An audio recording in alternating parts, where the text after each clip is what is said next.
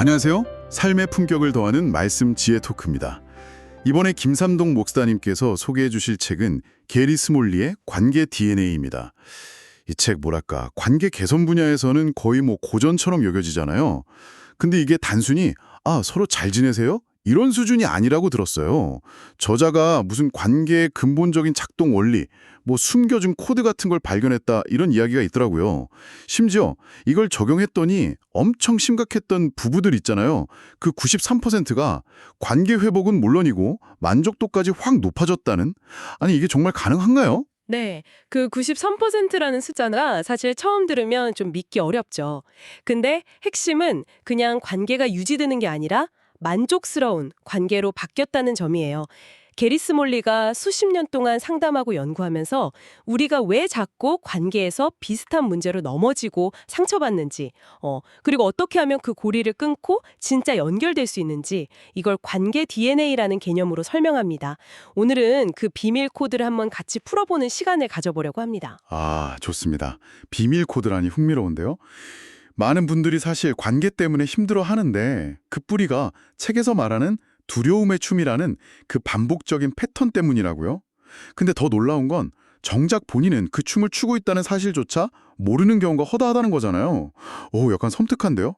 왜 모를까요? 그냥 너무 익숙해서 맞습니다. 너무 익숙하기도 하고 또 그 고통의 진짜 원인이 저 깊은 곳에 숨어 있어서 그래요. 겉으로 보기엔 돈 문제다, 아니면 성격 차이다, 소통이 안 된다 이런 건데 그 밑을 파고 들어가면 사실은 혹시 내가 무시당하는 거 아닐까? 저 사람한테 지배당하면 어떡하지? 버려지면 어떡하지? 이런 근본적인 두려움이 있는 거죠. 이런 두려움 스위치가 딱 눌리는 순간 나도 모르게 그냥 방어벽을 치거나 아니면 확 공격하거나 이런 익숙한 스텝, 이게 바로 두려움의 춤인 거예요. 저자 본인도 이 춤 때문에 정말 친했던 친구 둘을 잃을 뻔했다고 솔직하게 얘기하더라고요. 친구가 그냥 한 말인데 자기를 무시하거나 막 자기 맘대로 하려는 것처럼 들려서 자기도 모르게 공격적으로 나갔다고요. 물론 나중에 오해 풀고 다시 좋아졌다고는 하지만 그 과정 자체는 엄청 고통스러웠을 것 같아요. 이 춤을 계속 추는 이상 행복은 좀 멀어 보이는데요. 맞아요. 이 춤의 진짜 비극은요. 내가 원하지 않는 결과를 가져온다는 걸 알면서도 이게 멈추기가 어렵다는 거예요. 습관처럼 계속 추게 되니까요. 그리고 더 심각한 문제는 내 행복, 내 안정감을 전부 상대방한테 기대게 만든다는 거죠. 저 사람만 좀 변하면 내 인생이 풀릴 텐데 이렇게요? 그렇죠. 네, 딱 그렇게요. 하지만 스몰리는 성경적인 관점에서 보면 우리가 궁극적으로 의지해야 할 대상은 하나님인데 그 자리에 자꾸 사람을 두려고 하니까 관계 문제로 더 꼬이고 깊어진다고 지적하는 거죠. 그렇군요. 그럼 이 지긋지긋한 두려움의 춤을 이제 그만 추고 좀 더 건강하고 아까 말씀하신 만족스러운 관계를 만들려면 어디서부터 시작해야 할까요? 이제 드디어 그 관계 DNA 얘기가 나올 때가 된 것 같은데요. 이게 아담과 하와 이야기에서부터 시작한다니까 굉장히 근본적인 접근법이라는 생각이 드네요. 네, 맞습니다.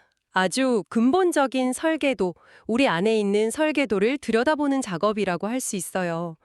스몰리가 말하는 관계 DNA는 크게 세 가지 핵심 요소로 이루어져 있습니다. 첫째는 당신은 관계를 위해 창조되었다는 사실입니다. 우리는 혼자 살도록 만들어진 존재가 아니라 하나님과의 관계, 그리고 나 자신과의 관계, 또 다른 사람과의 관계, 이 세 가지 관계 속에서 살아가도록 설계되었다는 거죠.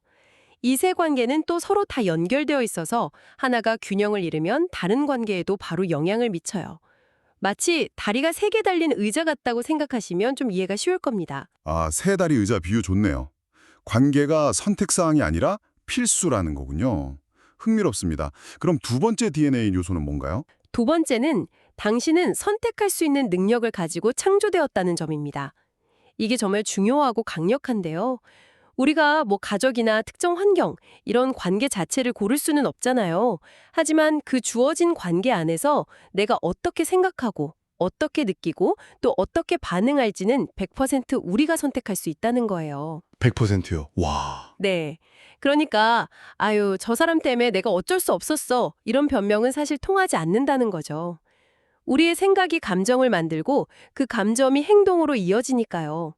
결국 생각의 선택권을 내가 주는 것. 이게 관계 변화의 핵심 열쇠라고 할 수 있습니다. 와, 어쩔 수 없었다는 말 진짜 많이 쓰는데 그게 그냥 변명일 뿐이고 사실은 선택할 힘이 내 안에 있었다는 거군요. 이거 생각해보면 진짜 혁명적인데요.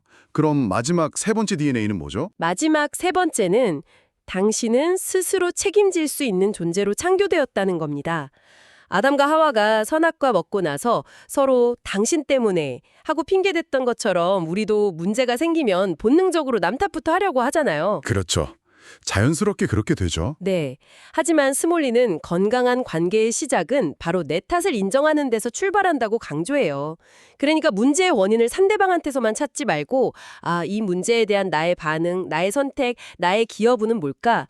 이걸 인정하고 거기에 대해 온전히 책임을 지는 태도. 이게 정말 말처럼 쉽지는 않지만 관계를 진짜 바꾸려면 반드시 필요한 지점입니다. 정리해보면 관계를 위해 지어졌고 관계성, 어떻게 반응할지는 내가 선택할 수 있고 선택, 그 선택에는 내가 책임을 져야 한다. 책임. 이게 바로 관계 DNA의 세 가지 핵심이군요. 이 기본 설계도를 이해했다면 이제 그 끔찍한 두려움의 춤 대신 뭔가 좀 새로운 춤, 희망의 춤 같은 걸 출 준비가 된 것 같은데요. 책에서 구체적인 5가지 단계도 제시한다고요? 첫 단계 이름부터가 좀 심상치 않던데 반쪽의 힘이라뇨? 네, 맞아요. 반쪽의 힘. 이게 앞에서 말씀드린 개인적 책임을 실제로 어떻게 적용하느냐 하는 건데요. 놀랍게도 두 사람이 막 엉켜서 추고 있는 그 춤을 멈추게 하는 데는 단 한 사람만 변해도 충분하다는 개념이에요. 한 사람만요? 네, 상대방이 어떻게 나오든 일단 상관없이 내가 먼저 내 생각, 내 감정, 내 반응에 책임을 지고 변화를 시작하는 거죠. 내 행복의 열쇠를 상대방 손에서 다시 찾아오고 또 용서할 건 용서하고 내가 잘못한 건 용서를 구하는 용기를 내는 것. 이게 바로 그 두려움의 춤을 멈추는 첫 번째 스텝입니다. 아니, 잠깐만요. 근데 그게 듣기에 따라서는 좀 불공평하게 들릴 수도 있을 것 같아요. 아니, 왜 맨날 나만 먼저 노력해야 돼? 나만 변해야 돼? 상대방도 잘못했는데 이런 생각이 자연스럽게 들 수 있잖아요. 그럼요. 충분히 그렇게 느끼실 수 있습니다. 억울한 마음도 들 수 있고요. 근데 이 반쪽의 힘이라는 게 누가 더 잘못했냐, 누가 더 책임이 크냐, 이걸 따지자는 개념은 아니에요. 그보다는 관계의 역동성, 그 춤 자체를 바꾸는 데 있어서 가장 효과적이고 현실적인 방법이 바로 나의 변화에 있다는 통찰인 거죠. 내가 먼저 스텝을 바꾸면 관계라는 시스템 자체가 흔들리게 되고 그러는 상대방도 어쩔 수 없이 거기에 다르게 반응할 수밖에 없는 어떤 공간이 생긴다는 거예요. 불공평함에 계속 머물기보다는 변화의 가능성에 초점을 맞추자는 거죠. 아하, 내가 변하는 것이 전체 시스템을 바꾸는 가장 확실한 지렛대 역할을 한다는 거군요. 알겠습니다. 그럼 두 번째 단계는 뭔가요? 안전을 만드는 거라고 하던데요. 맞습니다. 두 번째 단계는 안전, 그러니까 안전한 환경을 만들어주는 것입니다. 관계는요, 안전하다고 느껴질 때 바로 그때 비로소 성장하고 깊어질 수 있거든요. 상대방이 막 방어적으로 나올 때 그 사람만의 벽을 세울 때가 있잖아요. 그 벽을 보고 막 비난하거나 억지로 무너뜨리려고 하는 대신에 저 사람은 왜 저런 벽을 세웠을까? 하고 그 마음을 이해하려고 노력하고 심지어 그 벽 자체를 존중해주는 태도가 중요해요. 판단하기보다는 존중과 관심을 보여주고 서로 다른 점을 위협으로 느끼기보다 저 사람은 저렇구나 하고 풍요로움으로 받아들이고 또 내가 먼저 약속을 지키고 일관성 있는 모습을 보여줄 때 그럴 때 상대방은 자연스럽게 여기서는 내가 안전하구나 느끼고 마음을 열기 시작한다는 거죠. 와, 벽을 존중해주라. 약간 역설적인데 듣고 보니 정말 일리가 있네요. 세 번째 단계는 자기관리라고 들었습니다. 아니, 관계 문제를 푸는데 갑자기 웬 자기관리인가 싶기도 한데요. 이게 그냥 뭐 잘 먹고 잘 자고 운동하라 이런 일반적인 웰빙 조언하고는 좀 다른 건가요? 네, 아주 중요한 질문 주셨어요. 여기서 말하는 자기관리는 단순히 그냥 건강 챙기세요 이 수준을 훌쩍 넘어섭니다. 우리 자신을 하나의 에너지 탱크, 그러니까 배터리라고 비유하면 돼요. 이 배터리가 완전히 방전되면 다른 사람에게 사랑이나 긍정적인 에너지를 흘려보낼 수가 없다는 거예요. 아무리 주고 싶어도 줄 게 없는 거죠. 특히 하나님과의 깊은 연결을 통해서 영적인 배터리, 또 감정적인 배터리, 지적인 배터리, 육체적인 배터리, 이 네 가지 영역의 배터리를 의식적으로 계속 충전하는 것을 강조합니다. 이게 결코 이기적인 게 아니라 오히려 건강한 관계를 유지하고 다른 사람을 제대로 섬기기 위한 필수 조건이라는 거죠. 특히 내 감정 상태를 그냥 무시하지 않고 잘 귀 기울여주는 게 중요해요. 감정은 그냥 기분 문제가 아니라 내 안에 뭔가 중요한 일이 일어나고 있다는 신호, 정보거든요. 아, 저자 본인도 이걸 좀 소홀히 했다가 심장마비에 신정질환까지 얻었다고 하니 이게 정말 가볍게 볼 문제는 아니군요. 매일 아침에 기대치를 좀 낮추고 모든 일을 다 하나님이 허락하신 걸로 받아들이고 또 어려운 일이 생기면 오히려 경배의 기회로 삼고 하나님 안에서 쉬면서 그분의 음성을 듣는다. 뭐 이런 4단계를 실천하신다고요. 이게 뭐 저자의 개인적인 방법이겠지만 핵심은 의식적으로 나를 돌보는 시간을 꼭 확보해야 한다는 거겠죠. 정확합니다.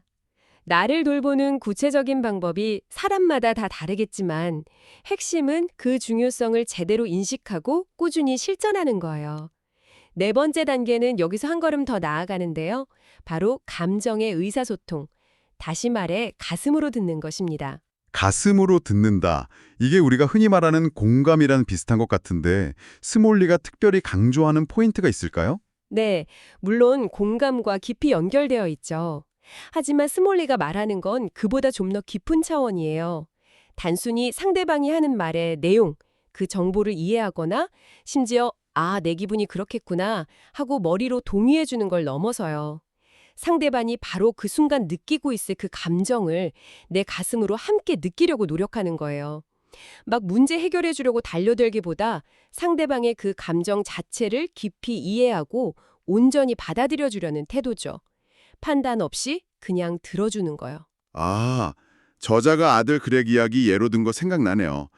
직장에서 상처받고 온 아들한테 막 해결책 제시하고 조언만 늘어놓았을 때는 아들이 전혀 위로를 못 받았는데 나중에 그냥 아들 입장이 돼서 그 좌절감, 분노 이런 걸 자기가 직접 가슴으로 느껴보려고 했을 때 그때 비로소 아들이 아빠가 나를 이해해 주는구나 하고 느꼈다는 그 이야기요.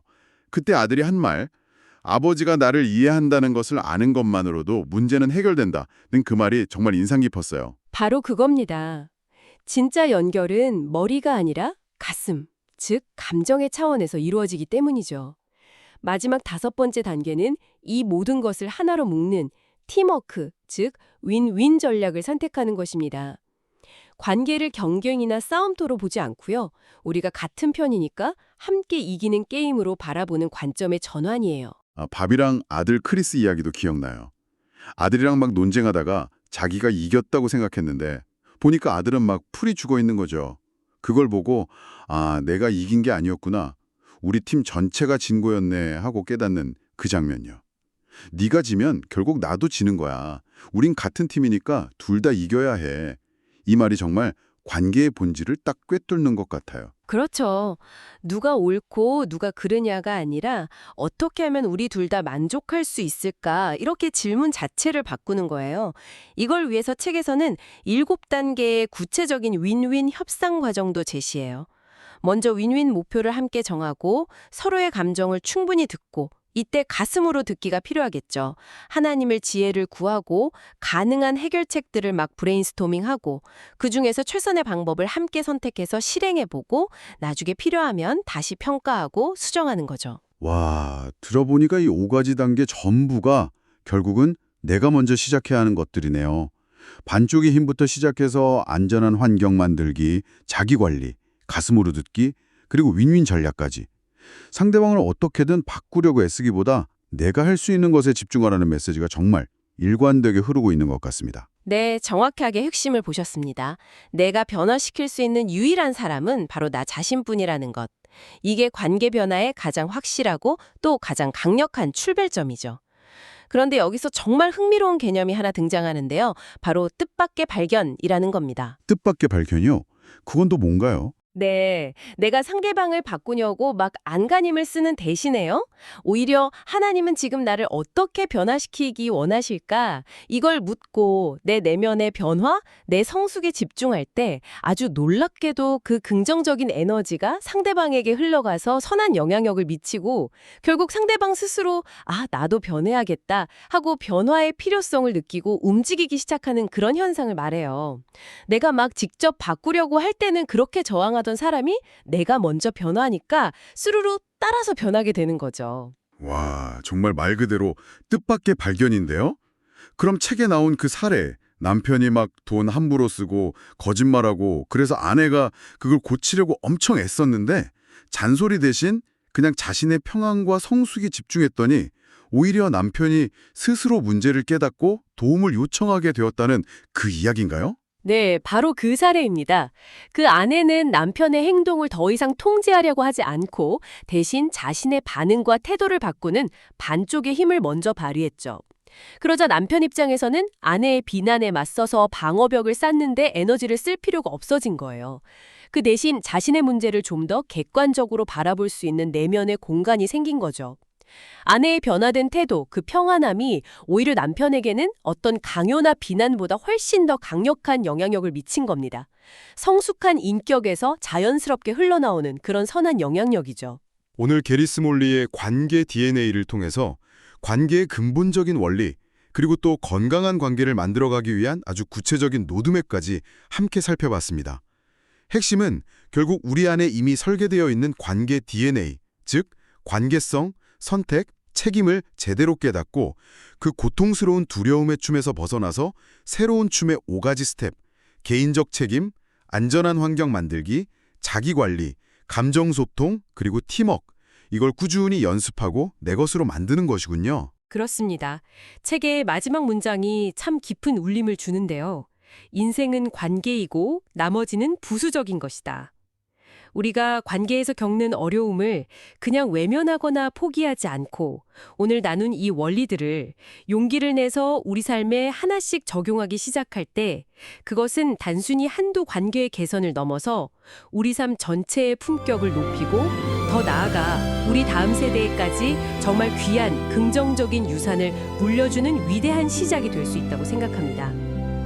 혹시 지금 여러분을 힘들게 하는 관계가 문득 떠오르시나요? 그 관계 안에서 상대방을 바꾸려고 애쓰던 그 익숙한 노력 대신에 오늘 우리가 나눈 새로운 춤의 5가지 스텝 중에서 지금 당신이 당장 시작해 볼 수 있는 아주 작은 한 걸음은 무엇일까요? 그 작은 선택과 책임 있는 행동 하나가 과연 어떤 뜻밖의 발견을 당신의 관계 속에 가져다 줄지 한번 기대하는 마음으로 내디다 보는 것은 어떨까요? 삶의 품격을 더하는 말씀 지혜 토크, 오늘은 여기서 마치겠습니다. 함께해 주셔서 감사합니다.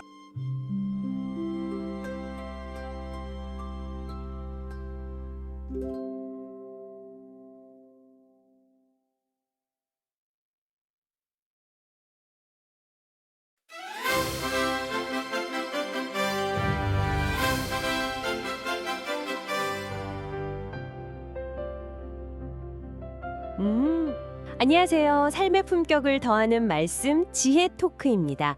이번 심층 분석에서는요. 청취자분께서 또 공유해 주신 자료 빌 맥고완의 세계를 움직이는 리더는 어떻게 공감을 얻는가 이 책의 발췌 내용을 좀 살펴보려고 합니다. 네, 안녕하세요. 이걸 통해서 우리가 어떻게 하면 좀 더 효과적으로 소통하고 또 다른 사람들이랑 좀 더 깊은 관계를 맺고 궁극적으로는 우리 생각이나 아이디어를 현실로 만들 수 있을까? 여기에 대한 좀 핵심적인 통찰을 얻는 게 목표입니다. 네, 아주 중요한 주제죠. 근데 시작하기 전에 혹시 그거 아세요? 여론조사를 보니까요. 사람들이 가장 두려워하는 것 2위가 사람들 앞에서 말하기래요. 아, 정말요? 1위는 뭘까요, 그럼? 죽음인가요? 네, 그런 순위도 있었던 것 같아요. 아무튼 죽음보다 어떨 땐 비행기 타는 것보다 이걸 더 무서워한다는 거죠.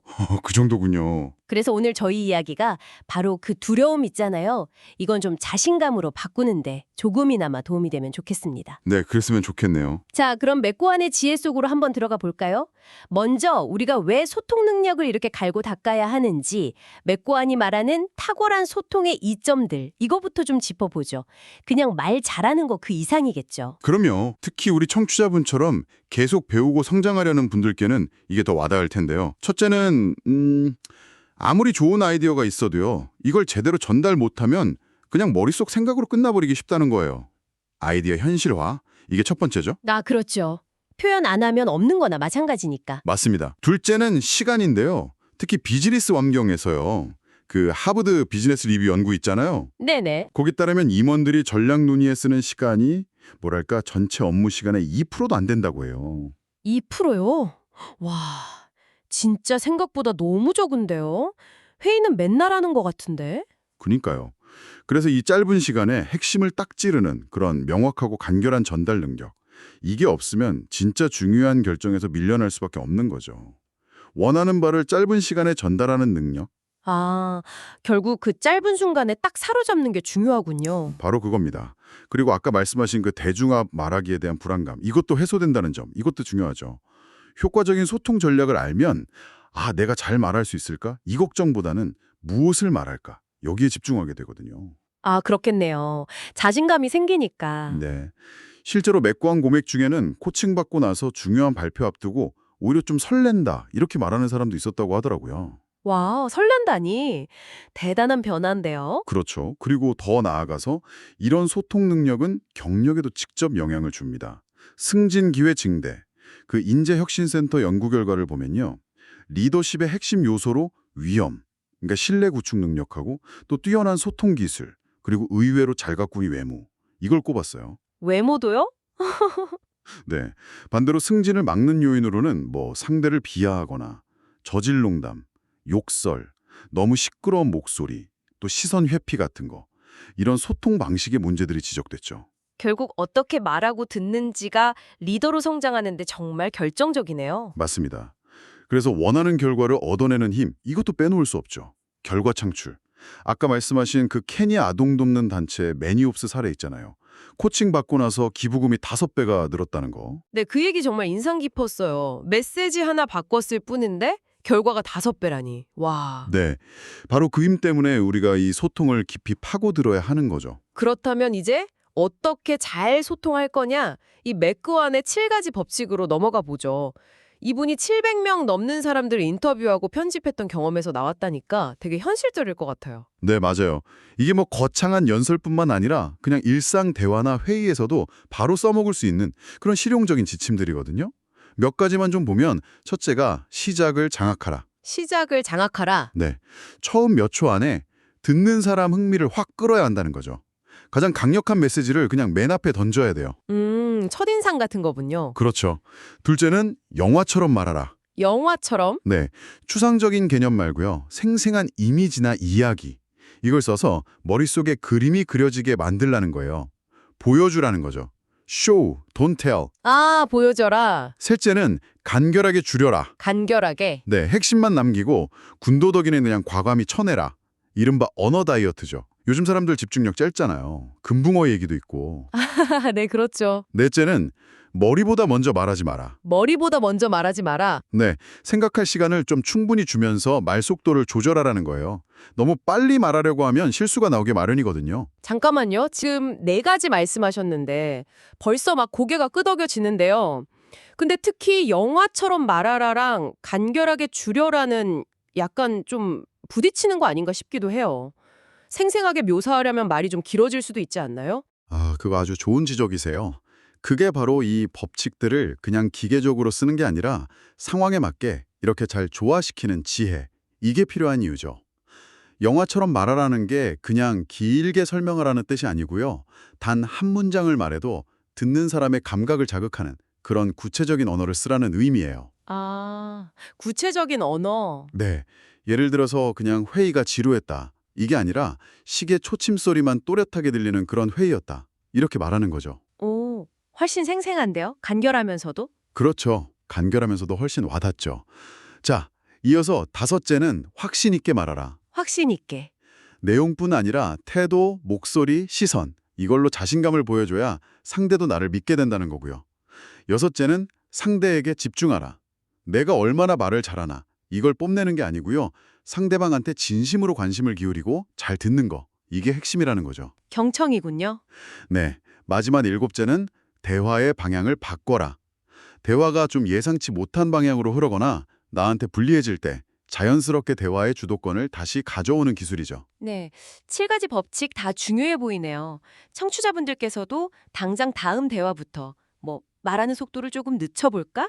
아니면 상대방 눈을 좀 더 자주 볼까? 이렇게 작은 변화를 한번 시도해 볼 수 있겠어요. 이런 게 쌓이면 큰 차이를 만들겠죠? 맞습니다. 작은 실천이 중요하죠. 그럼 이제 몇 가지 핵심 법칙 속으로 좀 더 깊이 들어가 볼까요? 첫 번째 법칙, 시작을 장악하라. 첫 마디가 왜 그렇게 중요할까요?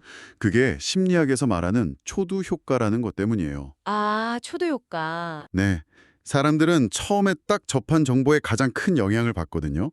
그리고 그 첫인상을 기준으로 그 뒤에 오는 정보를 해석하려는 경향이 있어요. 아하. 그래서 시작이 반이라는 말이 소통에서도 그냥 그대로 적용되는 거죠. 맥고아는 강력한 시작을 위해서 3S 요소를 제시하는데요.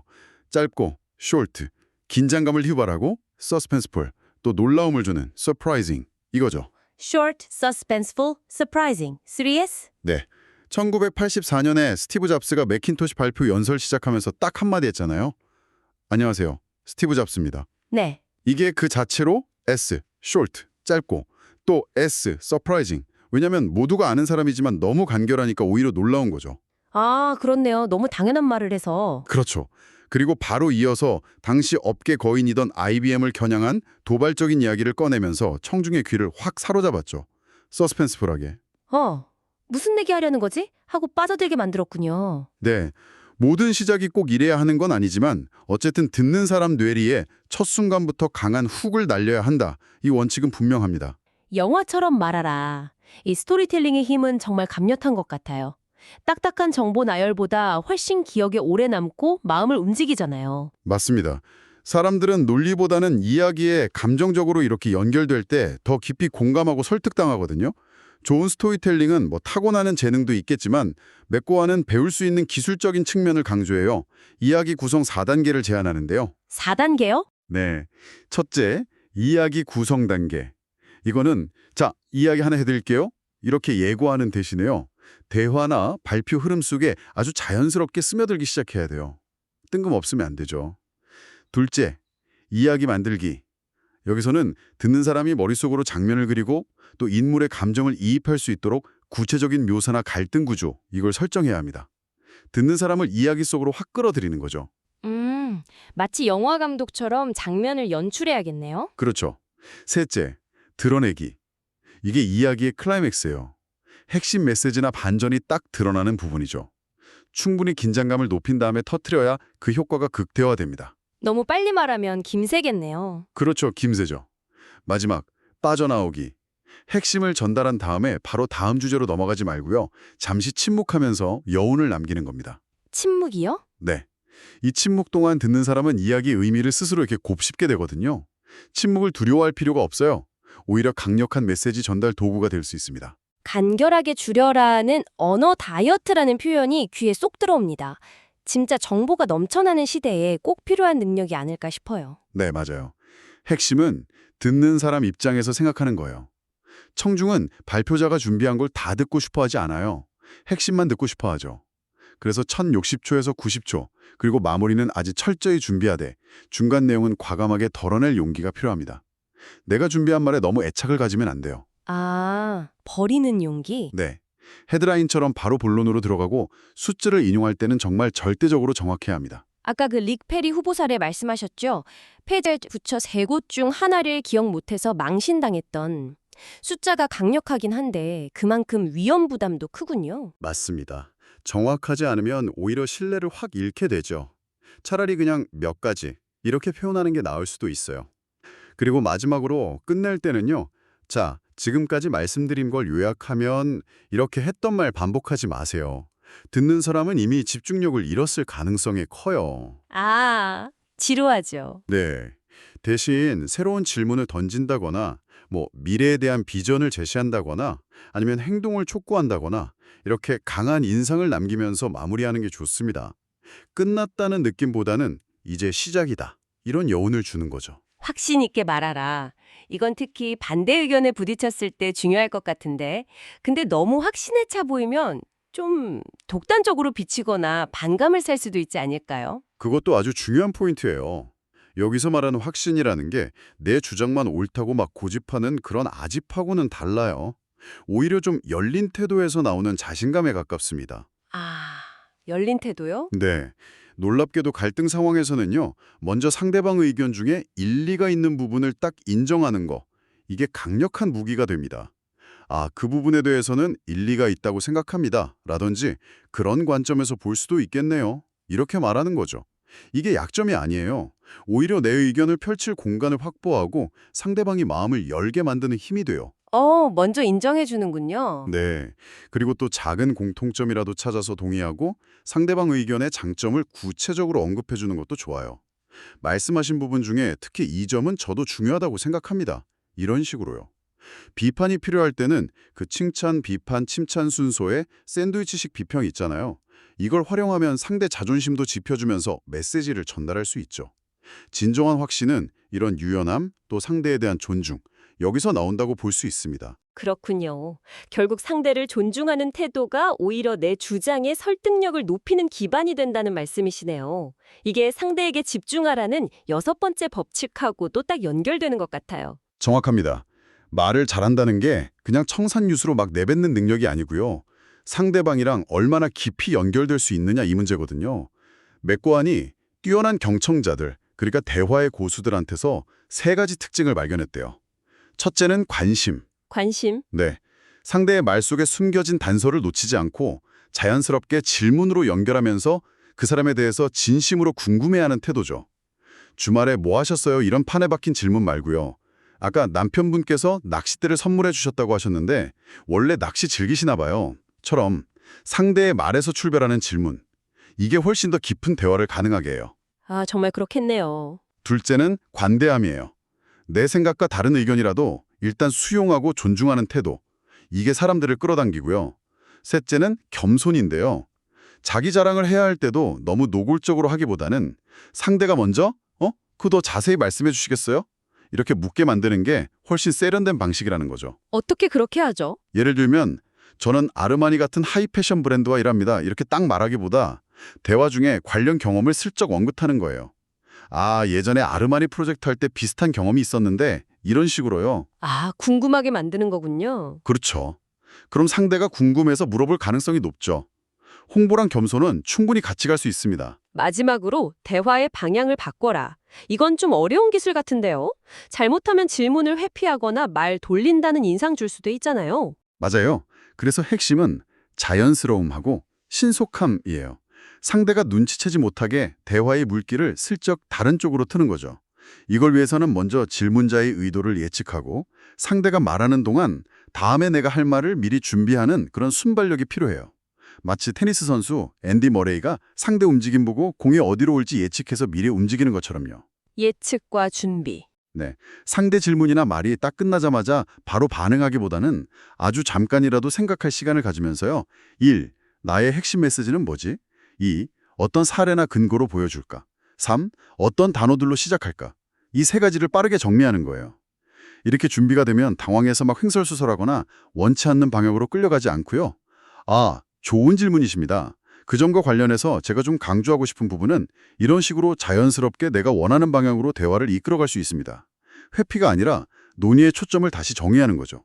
이야, 듣고 보니 정말 고도의 심리전 같기도 하네요. 자, 이제 마지막 주제로 넘어가 볼까요? 살면서 누구나 실수는 피할 수 없는데 이때 사과를 어떻게 하느냐, 이게 관계에 결정적인 영향을 미치잖아요. 맥거완 본인도 페이스북 임원과의 첫 만남에 45분이나 지각했던 아찔한 경험담을 털어놨더라고요. 네, 사과. 이거 정말 어렵습니다. 많은 사람들이 사과랍시고 변명을 하거나 차가 너무 막혀서 이런 거, 책임을 회피하거나 비서가 일정을 잘못 알려줘서 혹은 너무 장황하게 자기 상황만 설명하려 들죠. 네, 그런 경우 많죠. 이런 가짜 사과는 진짜 안 하느니만 못해요. 오히려 관계를 더 악화시키죠. 그럼 어떻게 해야 제대로 된 사과일까요? 그래서 맥고원이 깔끔하고 진정성 있는 사과의 3단계를 제안합니다. 첫째, 실수를 명확하고 완전하게 인정하라는 거예요. 정말 죄송합니다. 전적으로 제 잘못입니다. 약속 시간을 지키지 못한 것은 변명의 여지가 없습니다. 실망하셨을 것을 충분히 이해합니다. 이런 식으로요. 어떤 핑계도 되지 않고 그냥 내 잘못이다. 100% 인정하는 거죠. 변명 없이 깔끔하게. 네. 둘째, 이게 자신의 평소 기준이나 가치 어긋나는 좀 이례적인 일이었다. 이걸 간략히 언급하라는 겁니다. 근데 여기서 핵심은 변명처럼 들리지 않게 아주 짧고 견결하게 해야 한다는 거예요. 아, 그게 중요하겠네요. 변명처럼 들리면 안 된다? 네. 예를 들어 맥고원은 페이스북 임원한테 이렇게 말했대요. 저는 평소 시간 약속을 매우 중요하게 생각하기에 이번 일로 저 스스로에게도 매우 실망스럽고 속상합니다. 이렇게요. 자신의 기준을 언급하면서 이번 실수가 자신의 본 모습이 아니라는 걸 간접적으로 보여주는 거죠. 아, 원래 나는 이런 사람이 아닌데 이번엔 정말 실수했다. 이런 뉘앙스를 주는 거군요. 맞습니다. 그리고 마지막 셋째, 여기서 멈추지 말고요. 긍정적인 해결 의지와 미래를 암시하라는 겁니다. 실수에 주눅들거나 변명으로 끝내는 게 아니에요. 그럼에도 불구하고 앞으로 상황을 잘 만들어갈 수 있다. 이런 자신감과 계획을 보여주는 게 중요합니다. 맥고원은 그 지각사고에 이렇게 덧붙였다고 하죠. 하지만 제가 도착하면 우리는 오늘 정말 놀랍고 생산적인 하루를 보내게 될 거라고 확신합니다. 오, 자신감 있네요. 네, 실수를 인정하되 미래에 대한 긍정적인 기대를 심어줘서 상대방의 실망감을 좀 누그러뜨리고 관계를 회복할 기회를 만드는 거죠. 와, 오늘 빌 맥고원의 통찰을 통해서 효과적인 소통이라는 게 단순히 말을 그냥 유창하게 하는 기술 이게 아니라 명확성, 간결함, 또 생생한 묘사, 상대에 대한 진심 어린 관심과 경청, 그리고 흔들리지 않는 자신감, 이걸 바탕으로 신뢰를 쌓고 관계를 만들어가는 과정이라는 걸 정말 깊이 느꼈습니다. 그렇습니다. 근데 이게 듣는 것만으로는 충분하지 않죠. 청취자분께서도 오늘 나눈 이야기들 중에서 아, 이건 나한테 진짜 필요하겠다 싶은 거 한두 가지 딱 정해서요. 다음번 대화나 회의 때 의식적으로 한번 써보시면 좋겠습니다. 네, 예를 들면요. 예를 들면 뭐 언어 다이어트를 한번 실천해 본다거나 아니면 상대방 말에서 단서를 찾아 질문을 던져보는 거죠. 작은 시도가 분명 의미 있는 변화를 가져올 겁니다. 네, 작은 실천 중요하죠. 마지막으로 청취자분께 생각해볼 질문 하나 던지면서 마무리할까 합니다. 맥고와는 보여주라, show, don't tell 이걸 강조하면서 시각적인 언어, 스토리텔링의 힘을 이야기했잖아요. 네, 그랬죠. 그렇다면 우리가 의식적으로 사용하는 이 언어 말고 무심코 드러내는 우리의 표정, 눈빛, 자세, 제스처, 심지어 침묵 같은 이런 비언어적인 신호들 있잖아요. 이런 것들은 우리가 전달하려는 메시지를 어떻게 강화하거나 혹은 반대로 약화시킬 수 있을까요? 아, 비언어적인 메시지 중요하죠. 네. 주변 사람들 소통 방식을 한번 관찰하면서 이 비언어적인 메시지들을 한번 읽어보려고 노력해보는 것도 아주 흥미로운 연습이 될 것 같습니다. 좋은 질문이네요. 귀한 자료를 바탕으로 저희와 함께 이렇게 깊이 있는 대화 나눠주셔서 정말 감사합니다. 오늘 이야기가 청취자분의 소통 여정에 좀 긍정적인 영감을 주었기를 바랍니다. 네, 저도 즐거웠습니다. 다음 분석에서 더욱 흥미로운 내용으로 다시 찾아뵙겠습니다. 편안한 하루 보내십시오.